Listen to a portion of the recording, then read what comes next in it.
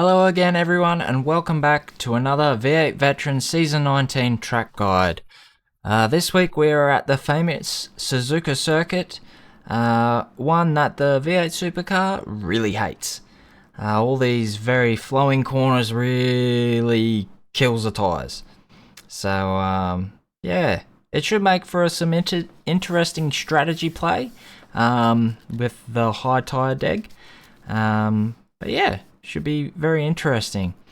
Setup this week, I'm not a fan of. Doesn't suit my driving style at all. It's got quite a bit of mid-corner understeer for my liking, and it bounces quite a lot over the curbs and bumps. So definitely something to be wary about. So yeah, all that being said, let's get stuck into the lap and see if we can show you all some tips and tricks for this week. Okay, here we are on track at Suzuka. In the vet session with the vet setup, as you can see up the top here. And my overall fastest time for the session was a 1:59.756 with an optimal of a 1:59.511. So more time in it. It's just very hard to nail a lap around this track, especially with the way that the car is set up, the way it just bounces. It's very hard to nail that perfect lap, but I'm sure a few of you will get on top of it quite easily through the week with the more laps you do. So let's get stuck into the guide and see if we can show you anything. First little tip, when you're doing your qualifying run, a very, very, very slow outlap. Basically, I stayed in third gear for the whole lap.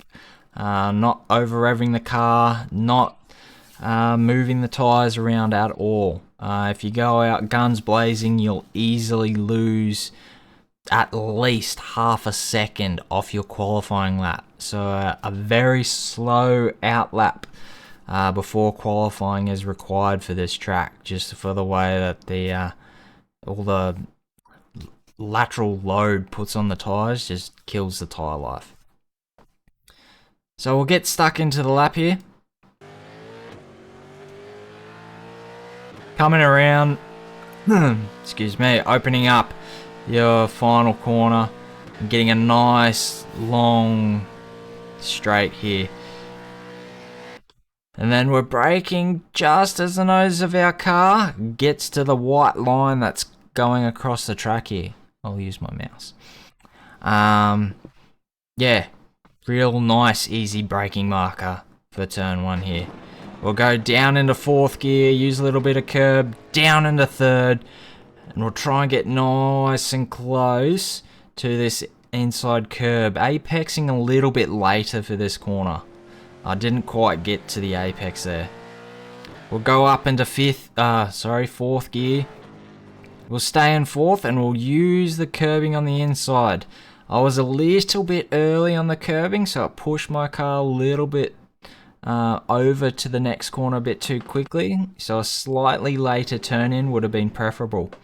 We'll hit the brakes and we'll go down to third gear, using the inside curbing to pull the car around, not washing out too wide to maximize the next corner. We'll get up on the curb. You can use this green concrete on the inside here again for a little bit of a added turn in.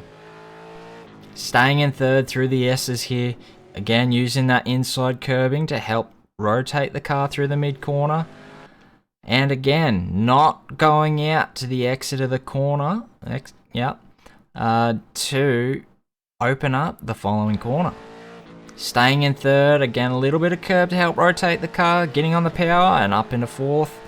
Through this corner, very tricky. The car likes to bounce around a lot over these bumps, so a lot of throttle modulation through this corner is critical. You'll have to do a little bit in quali, but as the tyres die down during the race, you'll have to do it quite a lot, so something to be aware of. Coming around up into fifth gear, once the car's straight, just about the 75 meter mark. We're on the brakes, down into 4th gear. Only just nicking this inside curb, not using all of it as the car will bounce too much. All the way to the green concrete again. We're not going out on this AstroTurf. You'll get an off track and it actually unsettles the car too much. Down in a 2nd. Again, not using all the inside curb because it'll bounce the car too much. Using all that exit, up the gears.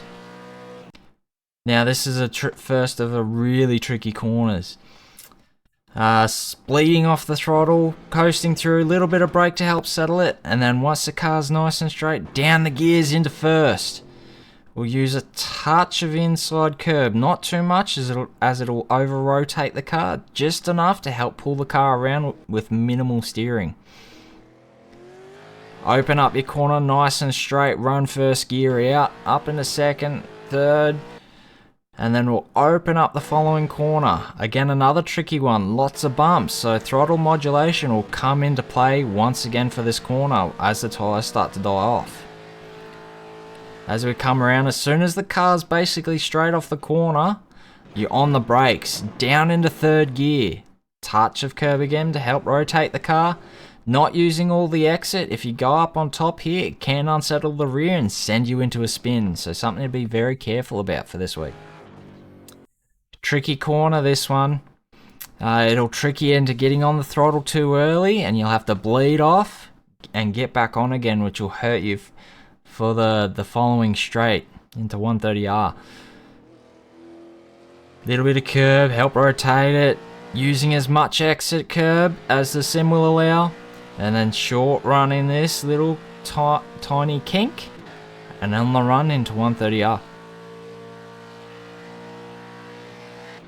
Braking just before the 50, down into 5th. And you can use a fair bit of this one because those inside wheels are fairly unloaded. So it doesn't bounce the car too much.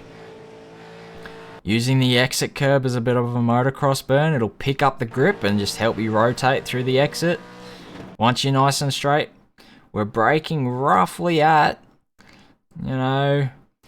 just past the 150, probably 140 meter mark, down in the 2nd. Now you don't want to be using too much of these next 2 curbs. As you see, I use too much and it bounces the car too much through the corners, unsettling the car. So probably just a little bit less curb will give you a lot better run. You can see there, picked up and held the 2 wheels for way too long, sending me a bit tight into the following corner. Again, it got a double bounce on that one. So something to experiment with as you go about your practice and your practice races. Seeing how much curb you can use with this setup through this final sector to try and maximize your run onto that start-finish straight. We'll come around, we'll use the little bit of exit to help straighten up the car, and then we'll short shift into 3rd and then run the car nice and straight. Careful of the bumps again. As the tyres start to degrade, you may need a little bit of throttle modulation. And there you are. There's a lap. Very tricky. A lot to take in there. So, yeah. Definitely a setup that doesn't quite suit the track. But in saying that, everyone's in the same boat and everyone has got to get used to it. So now we'll go on board. You can see a lap from my perspective and see if you pick up any more little details.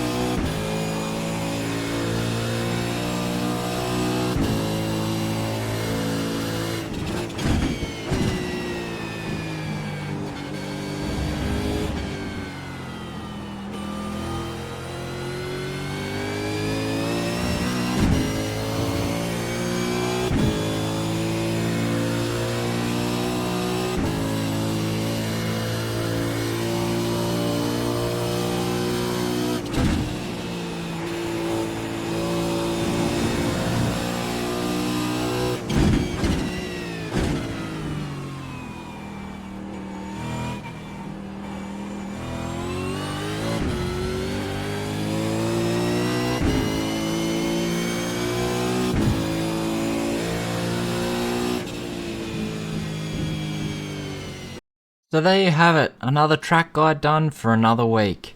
The brake bias I was using for this week was 52.4. I didn't quite like it down in the 49s, where it was originally set. So yeah, something to really experiment again with this week is that brake bias, especially with these very much flowing corners, to get yourselves as comfortable as possible as you head through those corners. Yeah, so good luck, everyone. It should be a very strategy dependent race this week. Be very hard to pass around here with how the car is set. So strategy will be definitely a big part of the race for this week. So good luck, have fun. Hope everyone enjoyed the video, learnt something. If you did, leave a like, subscribe if you haven't already, share it around, and we'll see you all again next week for another video. Bye bye.